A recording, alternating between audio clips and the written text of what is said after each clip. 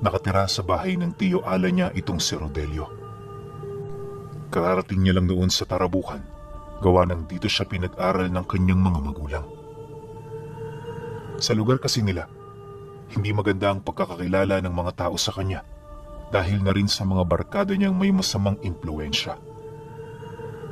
Aminado rin siyang nasangkot na siya sa mga krimen, kagaya ng pambubugbog, pagnanakaw ng mga gamit ng kanilang mga kaklase, at kung ano-ano pa.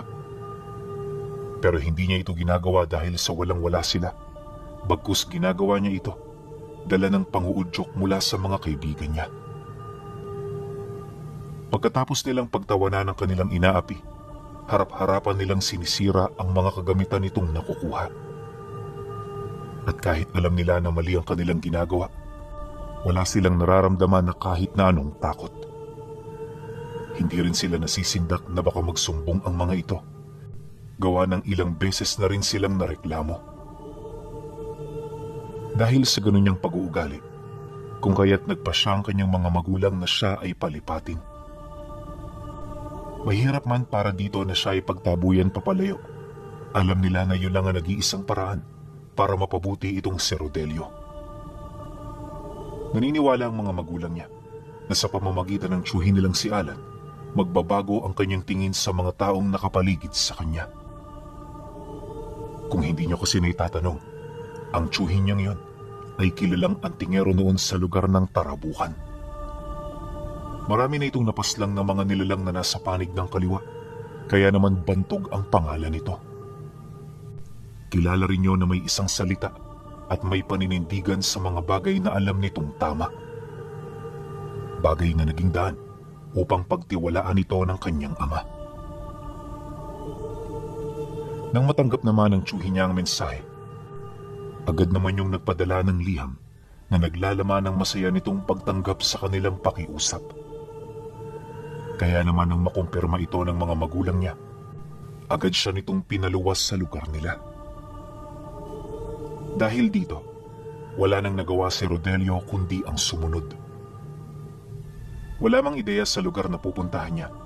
Minabuti na lamang niyang maghintay sa kung ano ang aabutan niya roon. Kalaunan, pagdating niya sa Tarabukan, bumungad sa kanya ang bahay ng tiyuhin niya na kabaliktaran sa tahanan kung saan siya lumaki at nagkaisip. Kung ang tahanan nila ay merong ikalawang palapag, ang bahay nito ay halos barong-barong lang. Wala rin itong kinakasama sa buhay, kaya naman nagtataka siya kung bakit nanatili pa rin itong salat.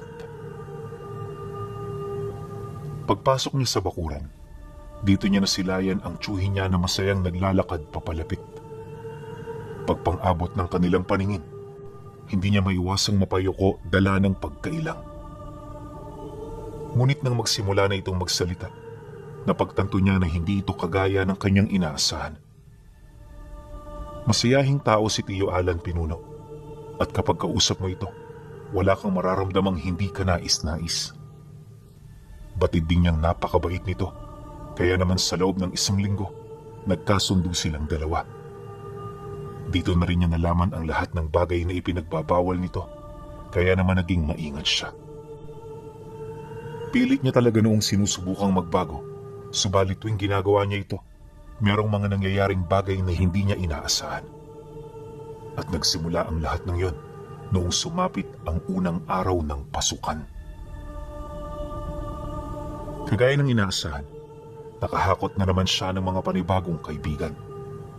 Ang problema, yung mga barkada niya ay di hamak na mas masama pa kumpara doon sa mga nauna. Hindi lang kasi siya nito inudyukan na magnakaw o manakit ng kung sino-sino, bagkus may mga pagkakataong inuutusan siya nito na manakit ng mga matatanda sa baryo. Noong una nagawa niya pa itong mapigilan, pero sa katagalan, habang paunti-unti na siya na ang nagiging sentro ng pang-aapi, ipinakita niya sa mga ito kung ano ang tunay niyang pag-uugali. At sa kagustuhan na makuha ang respeto ng mga bago niyang kaibigan, kung kaya't nagdesisyon siya na gawin ang pinakamasamang nagawa niya sa buong buhay niya. Ayon kay Rodelio, napagkasunduan nila noong takutin at sakta ng isang matandang babae na nakatira sa gilid ng baryo. Wala yung ibang mga katugo at ang masaklap pa, nag-iisa na lang din ito sa buhay. Napakatanda na rin ang taong yon sa puntong hindi na ito gaanong nakakakita at nakakaaninag ng mga taong bisita niya. Bago nila isagawa ang kanilang nais mangyari, pinagplanuhan nila ito ng maigi. Hapon na nang dinayo nila Rodelio ang bahay nito, kung saan unang silay niya palang sa matanda, agad niya na yung sinunggaban. Gamit ang malaking tipak ng kahoy, pinagpapalo niya ito sa iba't ibang bahagi ng katawan. At kahit nakabulagta na ang matanda, di niya pa rin yun tinantanan hanggang sa makita niya itong umunat na ang katawan.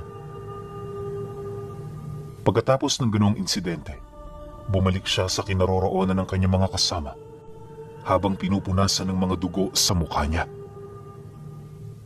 O ano? Kumbinsido na ba kayo? Galit na wika niya sa mga ito.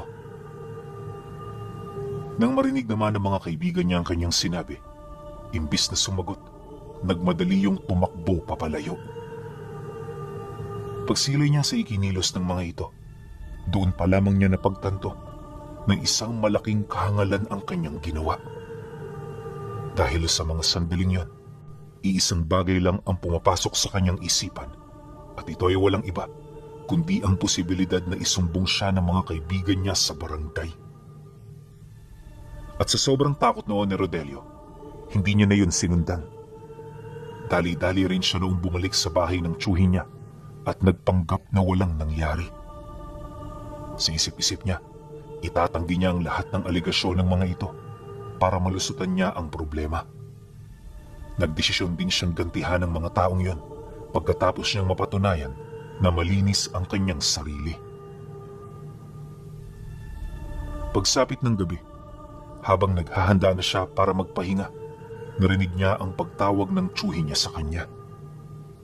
Halos makailang beses na rin yung kumakatok sa kanyang silid, kaya naman napilitan na siyang lumabas para ito ay kumprontahin. Takot na takot man itong si Rodelio, minabuti niyang manatiling kalmado upang masagot niya ang lahat ng mga itinatanong nito. Bakit ho, tiyo? May ipapagawa ho ba kayo? Bungad niya rito habang nakatingin sa malayo. Nang marinig naman ng tiyuhin niya ang kanyang sinabi, laking gulat na lamang niya nang bigla nitong hilahin ang kanyang damit hanggang sa magkalapit na ang kanilang mga muka. Huwag ka nang magmaang-maangan, Rodelio, dahil alam ko kung ano ang iyong ginawa. Halika, meron akong ipapakausap sa'yo. Pagkasambit nito ng mga kataga, bigla siya nitong kinaladkad patungo sa sala ng bahay. Napakahigpit ng pagkakahawak nito sa kanya sa puntong hindi na siya makahinga. At kahit gustuhin man niyang kumawala mula sa mga kamay nito, masyadong malakas ang pagkakahawak nito. Bagay na naging daan upang hindi na niya ninais pang lumaban. Sa oras kasi na magpumiglas siya, mas lalo lang tatagal ang pananakit nitong ginagawa sa kanya. Pagdating nila sa sala, dahan-dahan ng laki ang kanyang mga mata matapos niyang masilayan ang matandang babae na binugbog niya kanina. Ayon sa kanya na, nung makita niya ito noong mismong gabi, wala na siyang napansing kahit na anong pasa sa mukha nito. Masigla na rin yon, tapos ang nakakapagtaka pa sa lahat, nakakatayo na ito ng tuwid, gayong baluktot ang gulugod nito. Sa pagpang-abot ng kanilang paningin, napangiti lang naman ang matanda habang pinakikinggan ng mga bagay na sinasabi ng tiyo niyang si Alan. Ayon sa tiyuhin niya, nakilala ni Rodelio ang taong yon at alam din niya kung ano ang ginawa niya rito. Mariin din itong inilahad na mas mainam na humingi na lang siya roon ng tawad upang hindi na mas lalong lumala ang kanyang sitwasyon na kinakaharap. Paalala pa ng tiyuhin niya, hindi magtatapos sa paghingi ng tawad ang lahat ng kinakaharap niyang problema dahil sa yun pa lamang ang simula. Nang marinig niya ang sinabi nito, agad naman niyang tinanong ang tiyuhin niya kung ano pa ang gustong mangyari ng matanda. Napagtanto niya kasi na Di naman pala yun napuruhan, kaya walang rason para palalain pa nila ang sitwasyon. Ngunit nang marinig nito ang kanyang sagot, bigla na lamang siya nitong sinuntok sa dibdib hanggang sa siya ay mapasubasob sa lupa, dala ng matinding sakit. Pinilit pa niya noong tumayo pero sa sobrang sikip ng kanyang paghinga, hindi niya na ito nagawa pa. Nagsimula na rin siyang maglaway noon at halos pakiramdam niya mamamatay na siya. Gayunpaman, sa kabila ng ganun niyang estado, di siya tinulungan ng tiyuhin niya. Hindi nagtagal, nang medyo kumalma na ang kanyang nararamdaman, muli siya nitong dinarag papalapit dito habang walang sawang minumura. May mga pagkakataong ding binabatukan pa siya nito na para bang hindi siya nito kapamilya. Matapos ang mga pangyayaring yun, dito niya naunawaan kung anong klaseng tao ang tiyuhin niyang si Alan. Mabait ito sa mabait, pero wala itong awa sa mga taong nagkakasala. Dahil sa ganoong sitwasyon, pinili na lamang niyang sumunod at hindi na lumaban pa. Naisip niya kasi, kasalanan naman niya ang lahat, kaya mas magandang tanggapin na lamang niya ang galit at parusang ipapataw nito sa kanya. Kalahating oras pa ang lumipas. Pagkatapos siya nitong saktan, pinaluhod siya nito sa kumpul ng munggo na inilagay nito sa harapan ng altar. May mga panalangin din yung ipinabasa sa kanya na halos 100 beses niyang uulitin. At kapag hindi niya ito natapos, hinding-hindi siya makakaalis sa ganoong kalagayan. Mariinding inilahad ng tiyuhin niya, seryosohin niya ang parusa kung ayaw niyang umulit pa. Pagsapit ng sumunod na araw, parang lantang gulay na itong si Rodelio. Halos buong magdamag siyang nagkabisa ng dasal dahil sa may mga pagkakataong nakakalimutan niya ito. Bandang 6:00 na rin ng umaga siya noong natapos, kaya di siya kaagad nakatayo. Matinding sakit ang pinagdaanan niya, kaya naman ang mapansin ito ng tiyuhin niya, hindi na ito nagdalawang isip na sila ay tulungan. Magkakalahating araw din siya noong nagpahinga para lamang manumbalik ang lakas sa mga binti niya. Kinahapunan, nang medyo nakakapaglakad na siya, muli siya nitong tinawag para kausapin. Iniharap na rin ito ng malumanay ang matanda upang magkaroon sila ng pagkakaunawaan. At sa kanilang pag-uusap, dito na nito tinalakay ang lahat ng mga nangyari.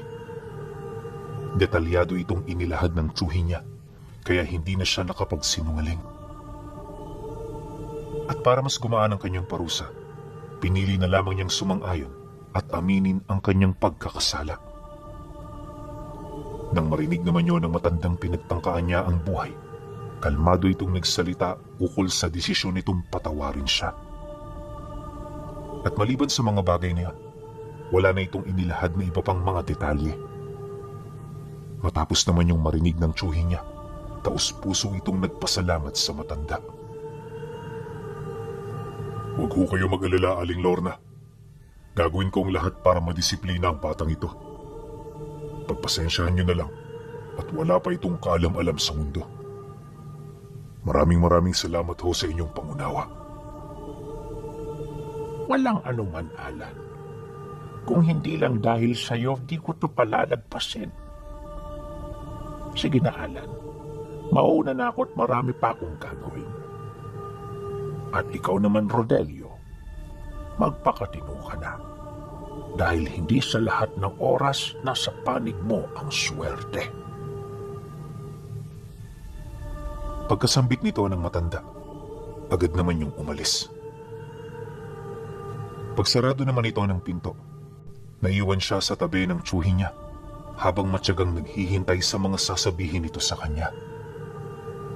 At nang magsimula na ang kanilang pag-uusap, dito niya nalaman na isa palang aswang ang matandang kanyang sinaktan. Bagaman hindi ito kumakain ng tao, napakabagsik nito sa mga taong nagkakaroon ng pagkakasala sa kanya.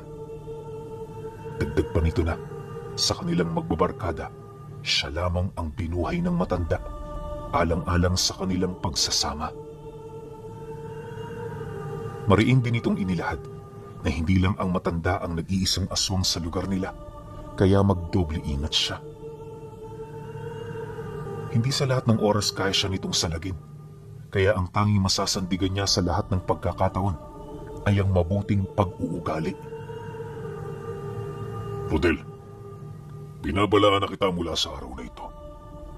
Kapag naulit pa ang ganoong gulo, hindi lang yan ang aabutin mo. Huwag kang umasang magiging mabait ako sa'yo.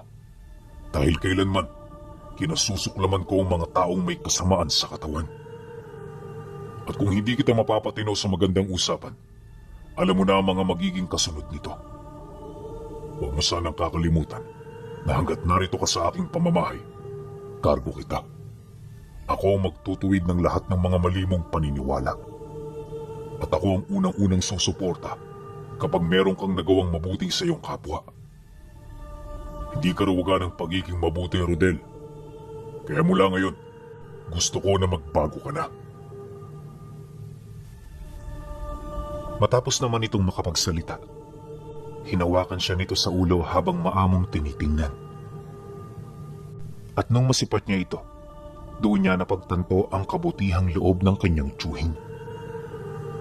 Alam niya na hindi siya nito gustong saktan, ngunit para matuto, kailangan siya nitong disiplinahin kahit labag sa loob nito. Dumaan pa ang mga araw. Dahil sa gulong nangyari, hindi na muna siya pumasok sa paaralan.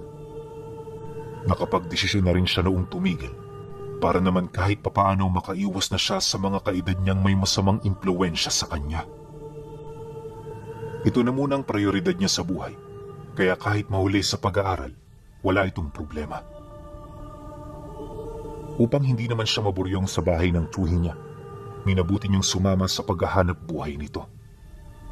Madalas kasi, tumatawid ang tiyuhin niya sa mga karatig lugar para magbenta ng kalan na nililok nito. Nanggagamot din yun sa mga baryong napupuntahan niya, ngunit madalas wala itong tinatanggap na abuloy. Di naman yung kaso sa kanila, sa kadahilanang ang serbisyo nito ay hindi mapapantayan ng kahit na anong halaga ng salapi. Dagdag pa ni Rodelio na wala itong inaatrasang karamdaman, lalong-lalo na sa mga nilalang na lumilikha nito. Naniniwala kasi ang tiyuhin niya na para mapatay ang isang karamdaman, kailangang pugutan ito ng ulo. Kapag kasi hindi niya ito ginawa, magpapatuloy lang ang ganoong pangyayari sa mga taong hindi pa nito nabibiktima. Ngunit kapag tinapos mo ang ulo nito, ora mismo wala ka ng iisiping problema. Ang kaso nga lang, kaakibat nito ang matinding panganib. Harap-harapang inamin ng tiyuhin niya na napakarami nitong kaaway. Isa yun sa mga rason kung bakit malimit na lang ito kung lumakad. May mga nakalaan din yung araw upang masigurong ligtas ang lakad nila laban sa mga mortal nitong kalaban. Nang marinig naman ni Rodelio ang sinabi nito, agad naman niya yung tinanong ukol dito. Hindi niya kasi sukat akalain na ang katulad ng tiyuhin niya ay maraming kaaway sa lugar nila. Pagkarinig naman ito sa kanyang sinabi, tumawa lang naman ito habang sumasagot ng, "Iba ang pag-uugali ng ating mga kalaban, Rodel. Kagaya rin natin sila, pero mas mabagsik lang. Dahil di katulad ng mga tao na marunong magpaubaya, ang mga ito'y nakikipaglaban hanggang sa kanilang kamatayan.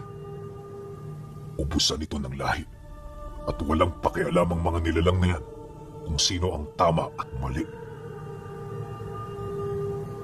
Dagdag pa nito na sa paglipas ng panahon na dumarami na ang kaaway niya, nagpasya na ito na iselyo na ang lugar nila.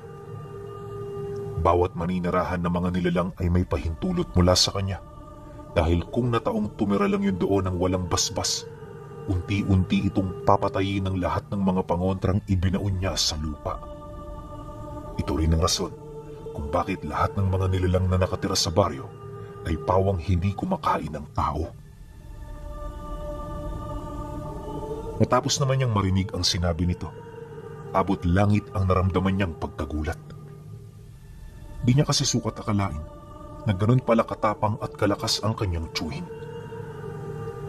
Magmula rin noong malaman niya ang tungkol sa bagay na yon, naging masunuri na siya sa lahat ng habili nito. Iniiwasan na rin niyang maglakwatsa kung saan-saan, sa takot na baka makaharap niya ang mga nilalang na may mortal na galit sa tiyuhin niya. Akala noon ni Rodelio ligtas na siya, pero hindi niya alam, nagsisimula pa lang ang lahat. Pagsapit ng buwan ng Nobyembre noong mismong taon, may nangyaring malaking handaan sa baryo. Marami ang pumunta dahil na rin sa paanyaya ng mga pamilyang nagpagal at nagsakripisyo para maisagawa ang malaking handaan. Nang malaman naman yun ni Rodelio, di siya nagdalawang isip na ilahad ito sa tiyuhin niya. Matagal-tagal na kasi sila noong hindi nakakababa ng bayan, kaya naman naisip niya na baka pumayag din ito sa plano niya. Ngunit nang marinig nito ang kanyang istorya, hindi ito nagdalawang isip na tumutol. At pagtitig nito sa kanya, seryoso itong sumagot ng, "Karamihan sa mga pupunta dyan, mga kalaban natin. Malimit nila yung ginagawa isang beses sa isang taon bilang pagkilala sa mga kadugo nilang matagal nang nawalay sa kanila. Ibig sabihin, ang handang yan ay hindi para sa tao, kundi para sa nilalang na nasa panig ng kaliwa. Ikaw ba? Maati mo bang pumunta dyan? Gayong karamihan sa iyong mga makakasalamuha ay hindi mga ordinaryong tao? Hayaan mo na lang silang magsaya. Mas mainam na manatili tayo rito dahil dito sa bahay ko ang ating kaligtasan." Nang marinig niya ang sinabi nito, hindi na siya nakaimik. Alam niya kasi na kahit anong katwiran niya, hindi na magbabago ang isip ng tiyuhin niya. Dahil dito, pinili na lamang niyang sumunod. Ngunit isang linggo bago magsimula ang handaan, may dalaga siyang nakilala na tila bang pumupukaw sa damdamin niya. Palagi itong nagpapapansin kapag wala ang tiyuhin niya at madalas siya pa ang dinadayo nito. Siyempre bilang binata itong si Rodelio, hindi niya ninais na palagpasin ng ganoong pagkakataon. Kaya naman nang makahanap siya ng tsansa, kinausap niya ang dalaga. Dito niya nalaman na taga-baryo pala ito at naghahanap ng mga taong maiimbita sa nalalapit na handaan. Pagkarinig niya sa sinabi ng dalaga, agad naman siyang tumutol. Ang kaso lang hindi siya nito tinantanan hanggang sa napapayag siya nito. Labag man yun sa loob ni Rodelio, aminado siya na noong mga sandaling yon, nakapagbigay na siya ng kanyang pangako sa dalagang yon. Dahil dito, wala siyang magagawa kundi ang isikreto ito sa kanyang tiyuhin. At sa pagsapit ng araw ng handaan, habang nagpapahinga si Tio Alan, pasimpleng pumuslit si Rodelio patungong baryo. Hindi niya na naisip ang magiging bunga nito, gawa ng ang tanging nais niya, mapagbigyan ng hiling ng dalaga sa kanya. Hindi naglaon, nang marating niya ang lugar kung saan idadaos ang handaan. Dito niya nasilayan ang maraming tao na nagkakasiyahan.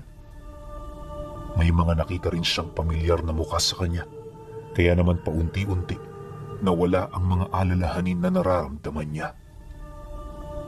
Naisip niya na hindi totoo ang sinabi ng tiyuhin niya, kung kaya't pinili niya na gawing pinakamasayang gabi yon ng buhay niya. Di na kasi umalis sa kanyang tabi yung dalaga, kaya naman hanggang sa sumapit ang sayawan, magkasama silang dalawa. Naroon din ang dati niyang mga kaibigan, kaya habang kumakain meron siyang mga nakakakwentuhan. Ang kaso lang pagtungtong ng 10:00, lahat ng pailaw sa liwasan bigla na lamang nawala. At sa isang iglap, karamihan sa mga taong dumalo nagkagulo na. Bawat isa gusto nang lumabas sa lugar na yon. Ang problema hindi nila ito magawa-gawa, na animoy merong hindi nakikitang harang na pumipigil sa kanila. Dala ng kuryosidad, sinubukan din ni Rodelio na lumabas mula rito pero wala ring nangyari. At ang mas nakakabahala, yung mga taong hindi sumasabay sa kanila, napapansin niya na parang nakatayo lang. Animoy wala itong binabalak na gawin. Hindi nagtagal, Paunti-unti nawala ang mga taong yun sa kanyang paningin at kasabay nito ang pagrinig nila ng mga kakaibang huni. Paulit-ulit itong bumubulong sa kanilang mga tenga hanggang sa bigla na lamang sinunggaba ng isang napakaitim na nilalang ang kasama nila. Pagbagsak nito sa lupa, agaran itong nilapa sa may bandang puwak kaya hindi na yon nakapalag. At ora mismo kumalat ang dugo nito sa paligid, kaya naman ang mga taong nakakita rito agad na nagsipulasan papalayo. Matinding takot na ang namutawi sa kanilang mga kaisipan, dahilan para hindi na ito makapag-isip ng tama. Maski nga siya, aminado na wala na roong kaide-ideya kung papaano pa rito makakaligtas ng buhay. Mabuti na lang, habang nilalapa ang kanyang mga kasamahan, dumating ang tiyuhin niya na merong daladalang sundang. Pagsilay niya rito, agad niya yung nilapitan at nang magkatitigan na sila, doon niya nakita ang batong pilit nitong iniaabot. Paghahawak niya rito, tsaka pa lamang siya nakatagos sa harang na pumipigil sa kanila na makalabas. Pagdating naman niya sa kabilang ibayo ng liwasan, sinalubong siya ng malakas na batok ng tiyuhin niya habang nagwiwika ito sa kanya. Ang tigas talaga ng ulo mo, Rodelio. Hanggang kailan ka ba magiging ganyan? Hindi ka ba talaga matututo? Tingnan mo ang paligid mo. Isa ba yung malaking biro para sa'yo? Pasensya na ho, Tiyo. Hindi ko inaasahan na magiging ganito eh. Biktima lang ho ko, Tiyo. Maniwala ho kayo. Agarang sagot niya habang unti-unting napapaiyak. Pagkasambit niya nito, tsaka pa lamang niya inilahad ang tunay na nangyari. At siyempre kagaya ng dati, wala namang nagawa ang tiyuhin niya, kundi siya ay patawarin. Kahit papano kasi, aminado rin naman yung nagkulang sa kanya. Hindi rin kasi nito nabanggit ang tungkol sa abilidad ng mga nilalang na mangakit. Matapos ang kanilang pag-uusap, niyaya siya nito na maupo sa harapang bahagi ng liwasan kung saan nakikita nila ang lahat ng kaganapan. Ayon sa kanya, na kung siya lang ang masusunod, mas nanaisin na niyang umuwi noon pero hindi ito pinahintulutan ng tiyuhin niya. Naniniwala kasi ito na para siya ay magtanda, kailangan niyang masilayan ng sarili niyang mga mata ang totoong nangyayari sa baryo nila. Dagdag pa nito na, sa pamamagitan ng mga karumal-dumal na pangyayaring kanyang masisilayan, sigurado ito na siya ay magtatanda na. Nang marinig naman niya ang sinabi ng tiyuhin niya, hindi siya nakapalag. At mula sa gabing yun pinuno, nasaksihan ni Rodelio ang karumal-dumal na pagpatay ng mga aswang sa mga taong nakidalo. Nasaksihan mismo ng kanyang mga mata kung papaano ito magpumiglas para lamang sa mga buhay nila. Subalit dahil sa hindi nakikitang harang na bumalot sa liwasan, wala itong naging pag-asa. At di nagtagal, para itong mga baboy na kinatay ng mga nilalang. Bawat patak ng dugo, sinimot ng mga ito at hindi sila nito tinigilan hanggang sa kalansay na lamang ang matira sa kanila. Dagdag pa niya na, dumaan din sa matinding paghihirap ang mga biktima bago yun tuluyang pumanaw. Yung isa nga sa mga ito, nakita niya kung papaano putulan ng mga binti at braso bago tuluyang hiwain ang mismong dibdib nito. Hanggang sa mamatay ang taong yun, sigaw yun ang sigaw, pilit na nagpupumiglas para maisalba ang kanyang buhay. Ngunit dahil sa lakas ng mga nilalang, hindi rin ito nagtagumpay. At kagaya ng maraming biktima, pumanaw ito buhat sa matinding paghihirap. Pagkatapos naman niyang masilayan ang lahat-lahat, kampante silang umalis sa lugar.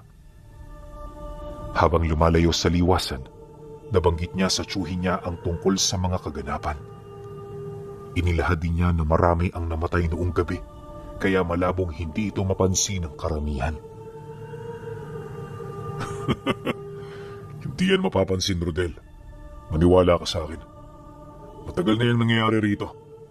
At alam mo ba, Hindi lang ito ang unang pagkakataon na maraming namatay sa isang gabing pagsalakay. Ilang beses na rin namin silang sinubukang pigilan, ngunit sadyang hindi namin matuklasan ang pangontra sa harang na kanilang ginagawa. Kaya kahit masakit para sa akin na masilayan ang ganoong sitwasyon, wala rin akong magagawa.